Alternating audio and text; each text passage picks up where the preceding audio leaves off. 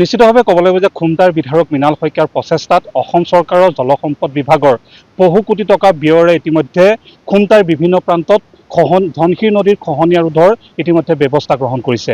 এই মুহূৰ্তত মই উপস্থিত আছোঁ খুমটাই সমষ্টিৰ এটা ভিতৰুৱা অঞ্চলৰ মিঠা আম চাপৰিত। আৰু মিঠা আম চাপৰিত যোৱা সময়ছোৱাত ধনশিৰি নদী যেতিয়া বাঢ়নি পানীয়ে যথেষ্ট ক্ষতিসাধন কৰে আৰু পানী শুকোৱাৰ লগে লগে যথেষ্ট পৰিমাণে খহনীয়া হয়, আৰু খহনীয়াৰ ফলত এই বৃহত্তৰ অঞ্চলটোৰ ৰাইজৰ শ বিঘা কৃষিভূমি ইতিমধ্যে ধনশিৰিৰ বুকুত জাহ গৈছে। আৰু অসম চৰকাৰৰ যি জলসম্পদ বিভাগ, এই বিভাগে বহু কোটি টকা ব্যয়েৰে খুমটাৰ বিভিন্ন প্ৰান্তত ইতিমধ্যে বান্ধৰ ব্যৱস্থা গ্ৰহণ কৰিছে।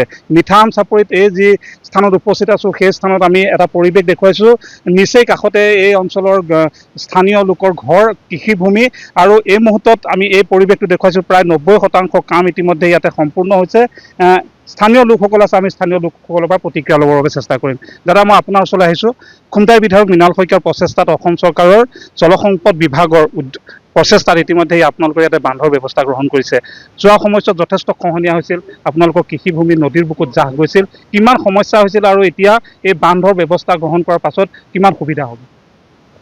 হয়, ধন্যবাদ। আপোনালোকৰ চেনেলৰ মাধ্যমে মই প্ৰথমে অসম চৰকাৰ আৰু আমাৰ স্থানীয় সন্মানীয় বিধায়ক মৃণাল শইকীয়াক ধন্যবাদ জনাম। আমাৰ 2008 চনৰ পৰা এই অঞ্চলত জ্বলন্ত সমস্যা আছিলে, বিশেষকৈ গৰাখহনীয়া।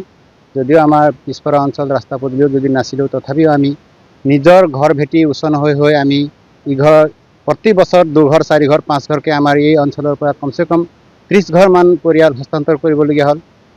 পুনৰ সংস্থাপন হ'ল, যাহা তাহ গৈছে। এতিয়া 100 বিঘা কৃষিভূমি আমি এই পাৰৰ মাটি সিপাৰলৈ পঠিয়াইছোঁ। এতিয়া 2 পাৰে আমি খেতি কৰিবলৈ ইমান সমস্যাত পৰিছোঁ। যিহেতু এই বৃহত্তৰ অঞ্চলটো এটা খেতি প্ৰধান অঞ্চল, প্ৰতিজন ব্যক্তিয়ে খেতিৰ লগত জড়িত। খেতিৰ লগতে জড়িত, আমি খেতিয়ক হয়।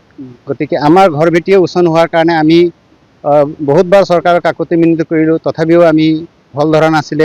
বৰ্তমান আমি এই খুমটাই সমষ্টিৰ সন্মানীয় বিধায়ক মৃণাল শইকীয়াৰ নেতৃত্বত আমাৰ এইখন গাঁৱত এই যোৱা বছৰৰ পৰা আমি ইয়াত তেখেতক আমি পাইছোঁ। পোৱাৰ লগে লগে তেখেতে প্ৰথমতে এই অঞ্চলৰ জ্বলন্ত সমস্যা সমাধানৰ কাৰণে তেখেতে নিজে এই অঞ্চল ভ্ৰমণ কৰে আৰু চোৱা চিতা কৰে। ইয়াত আমি খুব সুফল পাইছোঁ। আমাৰ নিন্দ্ৰ আহিছে এতিয়া, নহ'লে আমাৰ টোপনি নাইকিয়া হৈছিলে। এই অঞ্চলৰ পৰা আমাৰ বহুত বিঘা মাটি, কৃষিভূমি মাটি ইপাৰ সিপাৰ হৈ নদীতো গৈ আছে। এতিয়া আপোনালোকৰ ভয় আঁতৰিছে? যথেষ্ট ভয় আঁতৰিছে। এতিয়া ইয়াৰ লগতে মথাউৰি হৈছে। ইয়াত মথাউৰিৰ ওপৰতে এতিয়া আমি পকী পথৰ এটা চিন্তা কৰিছোঁ, আশা কৰিছোঁ। সন্মানীয় বিধায়কক আমি এইখিনি কথাও অৱগত কৰাইছোঁ। গতিকে আমি আগন্তুক দিনত আমাৰ এই অঞ্চলত ৰাস্তা পদূলি নাই, গতিকে এই মথাউৰিৰ ওপৰতে ৰাস্তা পদূলি হ'ব বুলি ভাবিছোঁ। ধন্যবাদ। আৰু এগৰাকী স্থানীয় ব্যক্তি আছে। আপোনালোকৰ এটা বৃহত্তৰ সমস্যা যে খহনীয়া সমস্যা, ইতিমধ্যে জলসম্পদ বিভাগৰ প্ৰচেষ্টাত ইতিমধ্যে খুমটাই বিধায়ক মৃণাল শইকীয়াই ইতিমধ্যে নিৰ্মাণ কৰিছে, কি ক'ব? ছাৰে যি কৰিছে ভালেই কৰিছে। এতিয়া বৰ্তমান যি আমাৰ আগতকৈ যি এতিয়া হৈছিলে, এতিয়া বৰ্তমান ভালেই হৈছে সুবিধাকেইটা। বাকী আশা এতিয়া কৰিছোঁ আগলৈ গৈ আকৌ ভাল হওক। যি ভাল হৈছে এতিয়া আকৌ চলি আহিছে। এগৰাকী জ্যেষ্ঠ ব্যক্তি আছে, আপোনাৰো যথেষ্ট কৃষিভূমি নষ্ট হৈছে নিশ্চয়? হয় ছাৰ, গৈছে মাটি বাৰু গৈছে অলপ। এতিয়া ছাৰে অলপ হেৰি কৰিছে, নাও চাও দিছে, কৰিব পাৰিম বুলি আশা এটা আছে। এতিয়া বান্ধৰ ব্যৱস্থা হৈছে? বান্ধৰ ব্যৱস্থাও হৈছে, ভাল কৰিছে। ছাৰ আহিয়ে থাকে ইয়াত। আপোনালোকৰ কৃষিভূমি যথেষ্ট গৈছে?